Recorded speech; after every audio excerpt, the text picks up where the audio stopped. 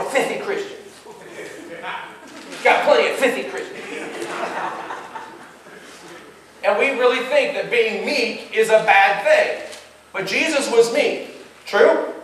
True? Listen to what this word really means. In the Greek language, the word is praus, P-R-A-U-S. It was actually one of the great ethical words.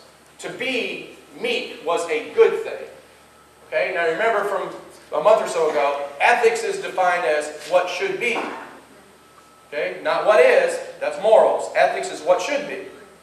Okay? So what you have is we should be meek. Now listen to this. There's a guy named Aristotle. You know who he is? Okay? Aristotle was famous for everything that he defined was the middle of two extremes. The mean, if you will, if you're a math person. Okay? And the way he described meekness was not too much anger and not too much non-anger. Okay? So his idea was it's a guy who's angry when he's supposed to be and not angry when he's not supposed to be. That's how he defined meekness. So from Aristotle's perspective, it would translate, happy is the man that's always angry at the right time and never angry at the wrong time. Would that man please raise his hand? Okay, you know where liars go? Washington. Alright. But that would be Christ, right? Getting angry when he's supposed to, not angry when he's not supposed to, right? Christ got angry, correct?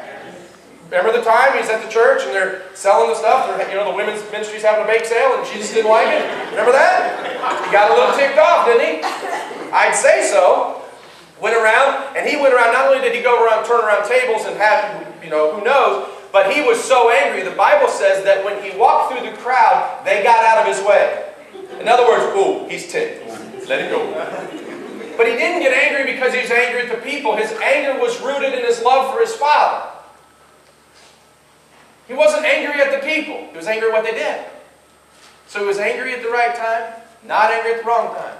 Jesus, we're here to arrest you. All he had to do was, so, I don't want to play. You know, I mean, that's all he had to say. All he had to go was, yep, I know you and you and you and you, and I know what you did. And I mean, that's all he had to do. But he didn't. Angry at the right time, not angry at the wrong time. In the Greek language, there was another definition for the word, and it meant an animal that had been domesticated, had learned to accept being under control. That's how they would describe an animal. They would use this praus word. And so, if you put that into this beatitude, it would be, happy is the man who has every instinct, every impulse, every passion under control. Happy is the man who is entirely self-controlled. Would that man please raise his hand? Oh, okay. I don't know about you, but for me, complete self-control is not real likely. However, the goal is to become God-controlled. In Galatians, it says, if you walk with the Spirit, you will not gratify the lusts of the flesh.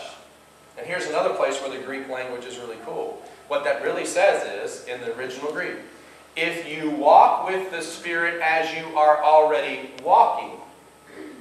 In other words, it's not if you walk with the Spirit and stop. It's if you walk with the Spirit like you're already walking, you'll be fine. Because when I walk with the Spirit, I don't do the things that are wrong. But when I tell the Spirit, leave me alone, I'll handle this myself, that's when I do things wrong. And in this case, the blessing is to become God-controlled. That would be Christ, wouldn't it? And here's the twist. They had another definition for the word praus, and it meant lofty heartedness. You and I would call it humility. It's a humility which destroys all pride. That would be Christ as well. So it's essential to be humble in order to learn.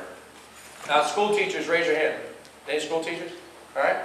School teachers used to say, oh, I like Johnny because he knows all the right answers.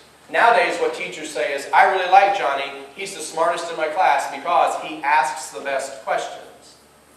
Being teachable is a wonderful quality. And if we aren't teachable, then we're not being humble. It doesn't matter what we're trying to learn. Trying to learn the piano, trying to learn to play golf, trying to learn karate, trying to learn how to do bookkeeping, run the computer, whatever it is. Being humble is necessary in order to get better.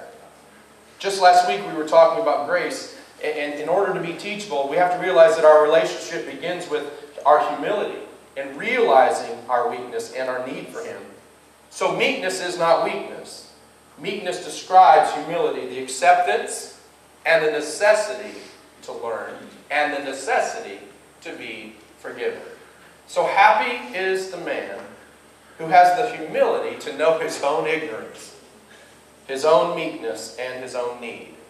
That would be Christ. Absolutely. Jesus said that it's this meekness that's going to inherit the earth. He doesn't say the meek people. Blessed are the meek. He's talking about the meekness, the mindset. Here's what he's saying.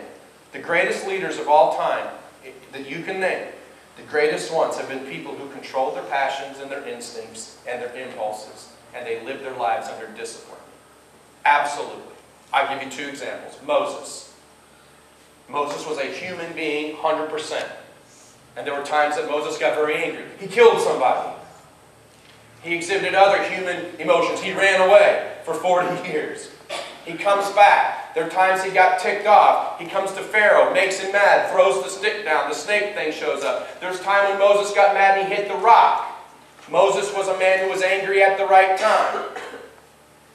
Moses was a man who wasn't angry at the wrong time after he became God-controlled. Then there's a guy named Alexander the Great. Had one mission in life. What was it? To conquer the entire known world. And the history books say that once that had happened, he sat down and cried because there was nobody else to go kill.